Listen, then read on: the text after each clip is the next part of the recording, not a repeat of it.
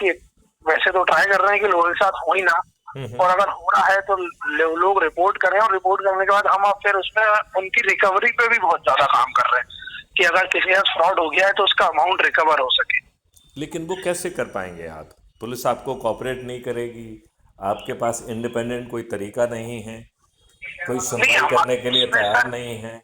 उसमें हम जो प्रोसेस अपना रहे हैं वो ये है कि जब हम जो गवर्नमेंट ऑफ इंडिया की वेबसाइट है www.cybercrime.gov.in, तो उस पोर्टल पे जब कोई भी अपने फाइनेंशियल फ्रॉड की शिकायत कर रहा है कि उसके साथ ये so and so financial fraud हुआ है, तो उसमें ऑटोमेटेड होके क्या होता है, जो भी फ्रॉडस्टर है उसका अकाउंट जो है डेबिट फ्रीज हो जाता है। ओके। अब जैसे ही अकाउंट जो आपको फ्रॉडस्टर का अकाउंट कहाँ से मालूम पड़ेगा? फ्रॉडस्टर का अकाउंट सर जो भी ट्रांजेक्शन हुआ उसका यूटीआर जो जनरेट होता है, उस यूटीआर से जो है सिस्टम में वो पता चल जाता है कि ये जो अमाउंट ट्रांसफर हुआ है, चाहे वो यूपीआई से ट्रांसफर हो, चाहे आरटीजीएस हो या एनईएफटी हो, कैसे भी वो ट्रांसफर हुआ वो किस बेनिफिशियरी अकाउंट को गया है ये मालूम पड़ जाता है यूटीआर से। तो वो यूटीआर से मालूम पड़ने ये कितने जल्दी होना चाहिए, क्योंकि सामने वाला तो अपने अकाउंट से जो है ना तत्काल उसको मूव कर लेता है, तो अकाउंट में तो कुछ बचता नहीं है, आप उसे फ्रीज कर दो, उसमें क्या, उसे तो मालूम है। इसके पहले आप रिपोर्ट करेंगे, उसके पहले वो पैसा वहां से मूव कर जाता है। वही एक्चुअली होता क्या है सर, अगर वो उसमें ऐसा होता है सर, सेकंड जो कहीं कहीं जैसे हम गुजरात जो साइबर है वो लोग 10th लेयर तक फ्रीज करते हैं। जस्ट लाइक कि अगर मैं फ्रॉडस्टर हूँ और मैंने फ्रॉड करके किसी के 5 लाख रुपीज अपने अकाउंट में ले लिए, अब मैंने वो 5 लाख रुपीज में से 1 लाख रुपीज करके मेरे 5 लोगों को दे दिए, तो वो 5 अकाउंट फ्रीज हो जाएंगे। वो 5 अकाउंट जो यदि आगे भी 25 को भी किया है तो वो 25 भी फ्रीज हो जाएंगे, और 25 में भी 50 को दिया है तो 50 भी फ्रीज हो जाएंगे। जो ट्रेल है, लेकिन are they really doing so smartly? क्योंकि मुझे तो देखो, मैं स्वयं डीजी रहा हूँ, मुझे तो ढेले भर की फेथ अपने सिस्टम में खुद नहीं है।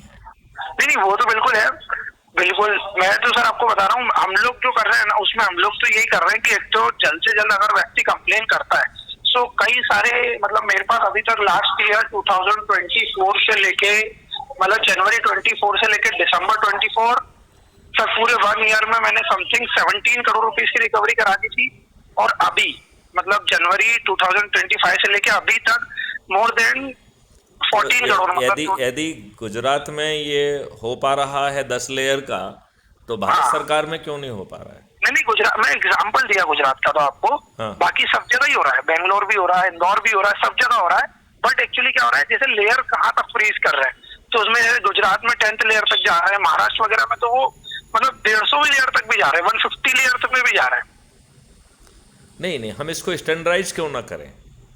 क्योंकि अपराधी तो इतना तेज होता है ना, वो तो 150 लेयर को भी जो है ना बहुत जल्दी पास करने की कोशिश करेगा। लेकिन अब जो है ना सर, उसमें जो अभी अच्छा, दूसरी बात ये है, जो भी लेयर में जा रहा है वो सह अपराधी तो बन रहा है ना? बिल्कुल हो रहा है। नहीं तो उसको अरेस्ट हो रहा है क्या वो? नहीं वो अरेस्ट नहीं हो रहा सर। इसमें प्रॉब्लम क्या आ रही है सर, ये प्रॉब्लम है कि लेट्स एग्जांपल मेरे पास 5 लाख आए, मैंने 1 लाख रुपए 5 लोगों को दे दिए सेकंड लेयर में जी। अब उसमें से एक व्यक्ति जाता है और एक जाके एक मोबाइल फोन खरीदता है दुकान से। अब मोबाइल फोन वो 40,000 का खरीदता है और 40,000 मोबाइल वाले को यूपीआई कर देता है। ठीक है। अब मोबाइल वाले ने तो लेजिटिमेट ट्रांजेक्शन कराया, उसने मोबाइल सेल आउट करा, 40,000 उसके अकाउंट में। लेकिन ठीक है, जो लेजिटिमेट ट्रांजेक्शन है, यदि वो अपराध की धनराशि से किया गया है तो चाहे अपराधी ना बने, लेकिन वो पैसा तो उसका फिर भी चला जाएगा जी। सो उसमें क्या है सर, अभी दिल्ली हाईकोर्ट का एक जजमेंट है, वो मतलब उसमें ये है कि यू शुड बी कॉशियस के सामने वाला अपराधी नहीं है। नहीं, उसमें उन्होंने ये कहा है कोर्ट ने कि आप है ना फर्स्ट लेयर को तो फ्रीज करो, फर्स्ट लेयर को तो पूरी डेबिट फ्रीज करो, लेकिन उसके बाद जो लेयर जा रही है उसमें डेबिट फ्रीज ना करें, उसमें आप लोग लीन मार्किंग करें कि अगर जैसे मेरे अकाउंट में मैंने 5 लाख लिए और मैंने 5 लोगों को 1 लाख बांटे, सो जो मेरा अकाउंट है वो फर्स्ट लेयर है, इसे तो पूरा डेबिट फ्रीज किया जाए। लेकिन इसके आगे की जो लेयर है जो उसका कम से कम वो 1 लाख के टू द स्टैंड जो है ना उसको फ्रीज कर दिया जाए। और अगर मेरे खाते में एग्जांपल मैंने जिसको दिए उसके पास ऑलरेडी 2 लाख थे मेरे, और एक मिला के 3 हो गए, तो एक लाख जो है ना फ्रीज हो जाएगा, 2 लाख का वो यूज कर पाएगा जी, 2 लाख को यूज कर पाएगा। तो वो जो है वो भी इट साउंड्स लॉजिकल। हाँ, और तो फिर उसमें जो ये है फायदा उसका इन्वेस्टिगेशन करके जी ये एस्टैब्लिश किया जाए। लेकिन हमारी पुलिस तो इतनी दुष्ट हो गई है ना, वो तो इन्वेस्टिगेशन करती ही नहीं है। बिल्कुल। उसमें कितने में सर सबसे चालान बड़ी पेश हुए प्रॉब्लम, बताओ मुझे आप। जी चालान तो सर बहुत, मैं बता रहा हूँ इंदौर की जो कंडीशन है सर। सर आप बेसिकली कहाँ से सर? मैं भोपाल मध्य प्रदेश अच्छा, से हूँ हाँ और जी जी 7 साल डीजीपी के पद पे रहा हूँ। जी जी जी, मुझे पता है सर, आपका डेजिग्नेशन तो मुझे पता है, लेकिन आप प्रेजेंटली भोपाल है, उसकी जानकारी नहीं थी मुझे। एक्चुअली इसमें सर प्रॉब्लम क्या आ रही है सर, कि ये जो मतलब पुलिस की साइड से ये प्रॉब्लम आ रही है कि जैसे लेट्स एग्जांपल इंदौर है सर, इंदौर पुलिस में के उन्होंने साइड क्या कर, से प्रॉब्लम नहीं आ रही है, ये सिस्टम की दुष्टता है। हाँ मैं आपका वही कह सिर रहा हूँ फटा जो, हुआ है और वो जी आपको गाली दे के भगा दे रहा है, वो जी जी जी आपसे जी, रिश्वत मांग रहा है। तो इन बिल्कुल शब्दों बिल्कुल में हमें बिल्कुल कहना पड़ेगा आपको। बिल्कुल आप बिल्कुल। बहुत शुगर कोटेड रहोगे तो ये अच्छा भारत कभी नहीं मिलेगा आपको। मैं सर अभी आप वरुण अपनी कपूर आप सर ये के साथ बताइए ना, मिला। वहीं पर वो आपके अपोनेंट को संपर्क करता है, वेस्टेड जी जी इंटरेस्ट से पैसे लेके आपके खिलाफ झूठा मुकदमा कायम कर लेता है। बिल्कुल बिल्कुल होता है सर। सत्ता में बैठे मठाधीश आपके फोन पे आने के लिए तैयार नहीं। आज बताइए आप किस अधिकारी से बात कर सकते हो? बिल्कुल यदि बिल्कुल आपके सर। व्यक्तिगत संपर्क नहीं है तो वो जी जी, व्यक्ति आपका फोन नहीं उठाएगा। नहीं उठाते सर, नहीं उठाते। उठाते हैं मैं क्या? बोल तो रहा हूँ सर, आप हम लोगों ने कार्यालय में जाइए, ट्राई अपना करा। विजिटिंग कार्ड दीजिए कि आप वकील साहब हैं, तो भी आपको जो है ना वो समय नहीं देगा, बता दिया जाएगा साहब तो बिजी हैं आज। बिल्कुल बिल्कुल सही नहीं, कह ये रहे हैं हो सर। रहा है कि नहीं हो रहा है? बिल्कुल हो रहा है सर, बिल्कुल हो रहा है। तो फिर जो मैथिली शरण गुप्त कह रहे हैं वो काम साथ में करते जाओ भाई। नहीं नहीं, बिल्कुल बिल्कुल सर, नहीं, आपके आप ये गाइडेंस में बिल्कुल बताइए ना, सही। आपने जिन लोगों को आप मदद कर रहे हैं, आपके जो परिवार के सदस्य हैं, रिश्तेदार हैं, मित्र हैं, जी पड़ोसी हैं, क्या जी आपने उनको अपने ग्रुप में जोड़ा है? जी। क्या आपने फिर उन्हें अच्छे भारत का संकल्प दिलाने का प्रयास किया है क्या? यदि हम ये कर लेंगे तो चंद दिनों में 100 करोड़ हो जाएंगे, राजनेता और राजनीतिक पार्टियां विलोपित हो जाएंगी, आपके नियम कानून व्यवस्था बदल जाएगी। यही बिल्कुल तो मैं सर। बार बार कह रहा हूँ। जी जी जी आप सिम्टम से लड़ रहे हैं और फिर उसमें क्रेडिट लेने की कोशिश कर रहे हैं कि साहब हमने इतने पैसे रिफंड करा दिए। अरे अपराधी जेल में क्यों नहीं सड़ा? और वो भी जी जी मैथिली शरण गुप्ता कह रहे हैं कि 45 दिन में वो जेल में सड़ जाएगा। जी तो ये व्यवस्था क्यों नहीं? ये तो भाई मैथिली शरण गुप्त ने 2017 में as a sitting DG Bharat सरकार को प्रस्ताव भेजा था, जो 2 साल के परीक्षण के बाद national police mission for crime free Bharat बना। जी जी जी 30 सितंबर 2020 को एक कानून का ड्राफ्ट भेजा हमने, जी जिसका नाम था automated investigation support system for crime free Bharat. जी उसमें ये भी लिखा कि under entry 65C schedule 7 of the constitution, क्योंकि मुझे मालूम है हमारे ब्यूरोक्रेट कहेंगे कि ये तो साहब गवर्नमेंट स्टेट गवर्नमेंट का मामला है, तो हमने उसमें बताया उनको कि संविधान के 65C में ये भारत सरकार का मामला है। जी तो दुष्टता है। दुष्टता तो यहाँ तक है कि आपने पार्लियामेंट में 543 में से 251 जो है ना अपराधी भर लिए, बिल्कुल 170 जघन्य अपराध के अपराधी हैं, 27 जो है ना सजायाब हैं। अरे भाई, आपने अपील के उस पर कर लिया है और आप अपराधियों को ही टिकट देते हैं। आप ये कह रहे हैं कि 30 दिन जेल में रहने के बाद जो है ना वो प्राइम मिनिस्टर नहीं रहेगा, मंत्री नहीं रहेगा। अरे भाई साहब, जब इस देश में चपरासी को सचरित्र होना जरूरी है तो कानून के निर्माता सचरित्र क्यों नहीं होना चाहिए? उन्हें चुनाव लड़ने की पात्रता क्यों होना चाहिए? ये कानून में प्रावधान क्यों नहीं कर रहे हैं? सब फ्रॉड हैं ये। सभी राजनीतिक पार्टियों के सभी राजनेता दुष्ट हैं, इनको पराजित करना होगा। कोई भी पार्टी ठीक नहीं है, ना भाजपा ठीक है, ना कांग्रेस ठीक है, ना सपा है, ना फलाना है। आप बताइए, सभी राजनीतिक पार्टियां क्या जाति धर्म संप्रदाय और संकीर्ण राजनीति के आधार पर अपने टिकट नहीं बांट रही हैं? बिल्कुल हो रहा है सर। आप ये बताइए, क्या वो जो है शॉर्ट लिस्टेड कैंडिडेट में विनेबिलिटी देखते हैं, और विनेबिलिटी उन्हें किन में दिखाई देती है? दुर्जनों में, दुष्टों में, अपराधियों में, बाहुबलियों में और धनबलियों में। ये बात सही है कि नहीं है? बिल्कुल सही है। आप ये बताइए, जीतने के लिए ये सभी एक जैसे हथकंडे नहीं अपना रहे हैं? फ्री भी बांटना, दारू बांटना, साड़ी बांटना, पैसे बांटना, मुर्गे सब हो रहा बांटना, है, गरीबों के वोट खरीदना। सब हो रहा है। और ये इन्हें रिप्रेजेंट नहीं करते हैं, वोट खरीदते हैं, ये रिप्रेजेंट नहीं करते हैं। ये दुष्ट लोग जो है, इन्हें ये कहते शर्म नहीं होती आती है कि मैं तो अपने पार्टी का अदना सा सिपाही हूँ। इन दुष्टों की छाती फटती है कहते हुए कि मैं 10 लाख लोगों का प्रतिनिधि हूँ। फटती है कि नहीं फटती है? एक नेता मुझे कहते नहीं दिखता है कि मैं इतने लोगों का प्रतिनिधि हूँ, मैं इनके लिए लड़ूंगा। मैं अपनी पार्टी का अदना सा सिपाही हूँ। साला 5 थप्पड़ मारना चाहिए नालायकों को। बिल्कुल सही। मानना चाहिए, अभी मानना चाहिए। इंसिडेंट ऐसे ही हुआ सर, वरुण कपूर सर से मेरी मुलाकात हुई अभी ट्रेनिंग के दौरान। तो सर मेरे से बोले कि रोहित, एक आदमी आया मेरे पास एजेड सा, वो बोला कि सर मेरे को है ना, हम दोनों हस्बैंड वाइफ एजेड हो गए हैं और बच्चा बाहर जॉब करता है हैदराबाद वगैरह में। सो बोले मेरा है ना, हमने ऊपर रेंट पे एक रूम दे दिया रहने के लिए। अब वो रूम रहने के लिए दे दिया तो उस व्यक्ति ने हमें रेंट पे करा अकाउंट से। अब वो अकाउंट से रेंट पे करा तो मेरा अकाउंट ही डेबिट फ्रीज हो गया। वो आदमी भी हमारा रूम खाली करके चला गया। उसके 6 महीने बाद हमारा अकाउंट फ्रीज हो गया। सो हमने बैंक में जाके बात करी कि हमारा अकाउंट क्यों फ्रीज हो गया। सो उन्होंने बताया कि नागपुर में कोई कंप्लेन थी, सो उस कारण से फ्रीज हो गया। अब बोले रोहित, वो मेरे पास आए किसी रेफरेंस के थ्रू। सो बोले मैं स्पेशल डीजीपी रैंक अधिकारी। बोले हेलो, हाँ सुन रहा हूँ। सो बोले मेरे पास, मैंने वहाँ के जो कंसर्न एसपी हैं उस एरिया के, नागपुर के, उनको कॉल करा। सो उन्होंने मुझे एक और नंबर में से फॉरवर्ड करा कि सर इनसे बात कर लीजिए, ये आपको क्लियर आउट कर देंगे। उसको मैंने कॉल करा। उसके बाद मेरी जो टीम है उसको मैंने बोला कि आप थोड़ा सा इनसे कोऑर्डिनेट करते रहिए, इनका अकाउंट अनफ्रीज कराना है आपने को। सो बोले मैं 2-2.5 महीने वो लगा रहा उसमें, लेकिन वो अकाउंट अनफ्रीज नहीं हो पाया। मैं को ऐसा लग रहा कि मैं डीजीपी रैंक अधिकारी और बोले मेरे ही साथी पुलिस ऑफिसर दूसरे स्टेट में बैठे हैं। सो बोले ये नहीं हो पा रहा। फिर बोले उसके 6 महीने बाद बोले वो बुजुर्ग हस्बैंड वाइफ बोले मेरे पास एक मिठाई का डब्बा लेके आए।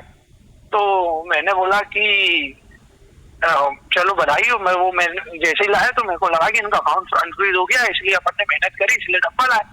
तो बोले मैंने उनसे बोला कि बताइए, वो मैंने पूछा कि आपका कैसे हुआ, फिर हो गया अकाउंट फ्रीज। तो बोले सर हम डब्बा तो इसलिए लाए कि आपने इतनी मेहनत करी 2-2.5 महीने से, फिर भी आपसे नहीं हो पाया। वो तो फिर हमारे क्या हुआ, हमारे गली में बीजेपी के एक मंडल के वो हैं कोई नेता, छोटे से नहीं, मतलब कोई पद पे नहीं है, वो बस ऐसे ही बीजेपी की राजनीति करते हैं। बोले उनसे हमने बोला कि बोले यार हमारे यहाँ तो ऐसी समस्या हो गई।